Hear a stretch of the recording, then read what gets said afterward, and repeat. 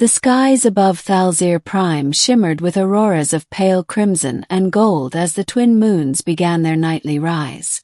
From her palace balcony, Princess Verani of House Zelvani observed the celestial dance with narrowed eyes. It was meant to be a calming sight, but tonight, it only reflected the turmoil brewing within her. She had just returned from a diplomatic summit on the orbital station of Valor 9, where dozens of species gathered to vote on the latest proposal from the human delegation, an unknown race that had been granted observer status only 5 cycles prior. Their sudden rise in influence was unnerving. "Your Highness," a soft voice spoke from behind her. It was Jaren, her chief advisor and oldest confidant. "The human envoy has requested a private audience with you." The one called Lieutenant Commander Hayes. Verani arched a brow.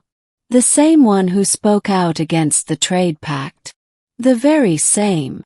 Summon him. I'll hear what he has to say." "But nothing more." Jaren hesitated before bowing and departing.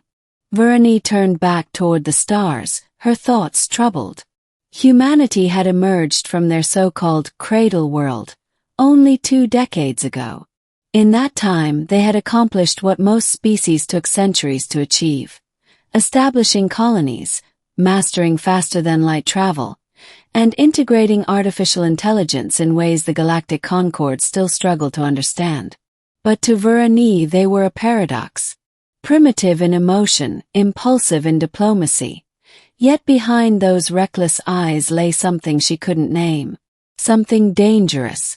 Lieutenant Commander Hayes stood in the royal chamber with his hands clasped behind his back. He was tall, with close-cropped hair and sharp gray eyes that swept the room with analytical calm. Verani entered, her flowing red and violet gown trailing behind her like a river of silk. "You requested an audience," she said coolly. "I did," Hayes replied. "Your Highness, I believe your people and the Concord have misjudged us." Verani smirked. "You mean to say that we fear what we do not understand? I'd say you underestimate what you can't control." The boldness of the statement caught her off guard. "Explain yourself." Hayes approached a holographic projector and inserted a crystal drive. A series of simulations appeared. Battle scenarios, technological blueprints, and neural interface maps that looked almost like fantasy. "This is a neuroadaptive combat system my people developed," Hayes said. "It allows a human to merge their consciousness with a tactical AI in real time. Reaction speeds increase tenfold. Strategies adapt instinctively. We've only used it in simulations, so far." Verani stared at the data. The implications were staggering. "But you have not shared this with the Concord." "Why?" "Because we know what happens when something new threatens the status quo." A long silence passed. Verani looked at him not as a diplomat but as a woman trained in warfare and governance since birth. "Are you here to threaten me?" she asked, voice like a blade. "No," he replied. "I'm here to show you the truth. And maybe, if you're willing, to save your people from a much greater threat." Later that night, in the security of her private quarters, Verani couldn't sleep. The images Hayes had shown her haunted her. Not just the weaponry or the neural systems, but the look in his eyes when he spoke. It wasn't arrogance. It was certainty. Her people had always believed they were the pinnacle of evolved intelligence. The Thalzir Empire had ruled its quadrant for over 1,000 years. Their minds were enhanced from birth, their social structures engineered for efficiency and strength. Yet, the humans defied classification. They weren't the strongest, nor the most intelligent, but they learned. And what they lacked in genetic optimization, they made up for in adaptability. Verani accessed her private data core and cross-referenced records from outlying colonies. There were rumors, unconfirmed, of entire fleets defeated by small human detachments. cases where their soldiers had continued fighting despite mortal injuries. Entire ecosystems restored within months of human settlement. But the most disturbing reports came from the scientific concordance. Humans had begun exhibiting neurological mutations previously unseen in their species. Short bursts of precognition, emotional linkages, even one case of recorded telekinetic resistance during surgery. That couldn't be true, could it?